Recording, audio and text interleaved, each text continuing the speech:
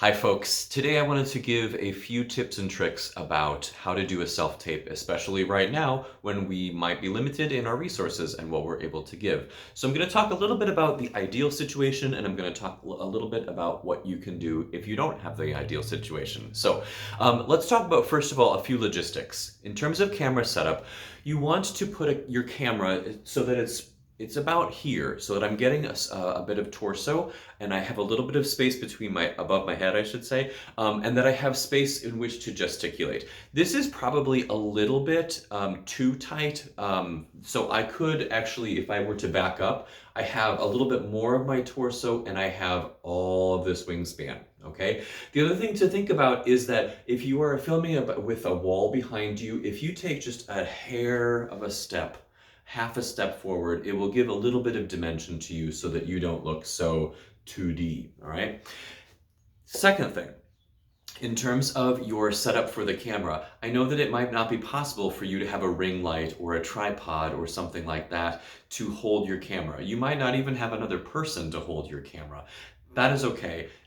Perhaps you even have a small tripod that you could then put on a chair or like a crate, or that you can then stack with books. You might need to make do in this situation, and honestly, that's okay. Actors do that all of the time. So what else might you consider that you have around the house that you might be able to prop up your camera or your phone or whatever you need to film this on? So just look around and try to be creative.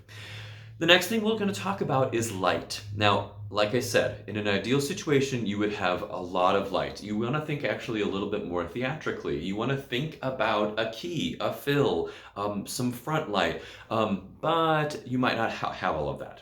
In a super ideal situation, you would have some front light coming at you so that you are illumined and that your face isn't getting any shadows.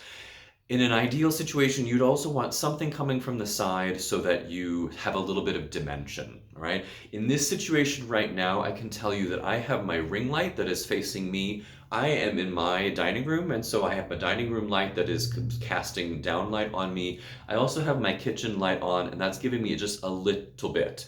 I'm gonna turn off my ring light so that you can see even what regular lighting would be like. Okay, so this is some downlight. I'm getting some shadows on my face. I'm getting a little bit of dimension this way. It's not the end of the world, but you can see that it does add just a little bit of polish if you are able to give some front light.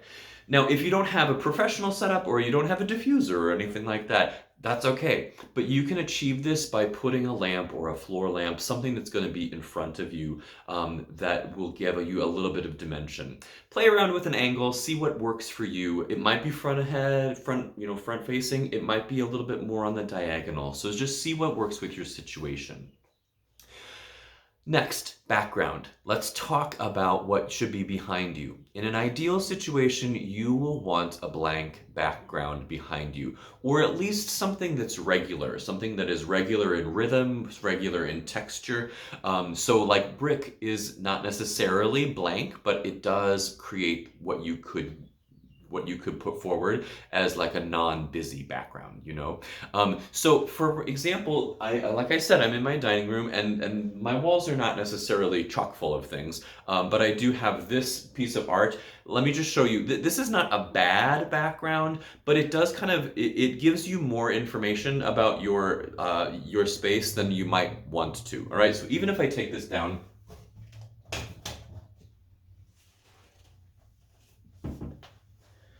it's giving me just a little bit more of a blank canvas in which to video, all right?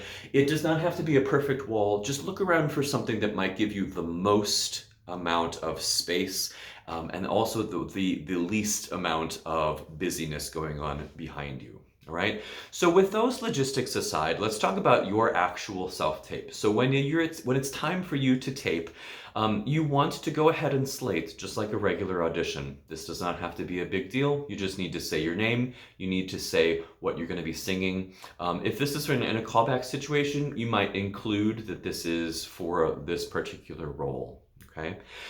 Secondly, for your tape, you want to make sure that your accompaniment is on a different device than the one that you're filming on. So in my setup right here, I'm lucky enough to have my keyboard that is right off camera. I recorded the accompaniment, and I am able to push play and then have it just start recording, okay? However, if this is not your situation, possibly you might have access to another phone, some sort of other device. Maybe you're running sound from your computer while you're filming on your phone. Any of those could work. So just be creative and think about what your situation might have. Next thing is to think about the camera is going to be your scene partner. So front is going, and the person that you're singing to is that lens, all right? You don't have to avoid the camera. You don't have to avoid it. And that's a slightly different mindset than you might use if you're in the audition room with somebody else. But just take a breath, acknowledge that the camera is there, and you can use that as your scene partner. The other thing that you want to think about, though, is that you want to use a little bit of camera technique. We've got to narrow this focus ever so slightly, because if I suddenly want to gesture or shift my focus stage right, then it creates quite a lot of profile. Right now I'm really only in 45, but it looks like I'm quite far away. So the easiest thing for you to do is to simply identify something physically that is really just off camera. I use tabs all the time. You can use Post-its. So if I shift my attention to the right, that means that I'm just gonna go that far. We'll read it on the camera, but it does not necessarily mean that I'm suddenly going to look so extreme in my gestures. The last thing in regards to narrowing those gestures and narrowing that focus ever so slightly is consider the depth. When I put my hands out forward, you just notice how much larger my hands are. So if we narrow the depth of our gestures, we still are able to get that sense of excitement, that sense of what the character might be going through, but it's not, oh my gosh, all right, because that kind of can create a comical moment on your filming, all right? So with all of that being said, take a breath. Please just, embrace kind of whatever circumstances you've got going on, and let's create a self-tape.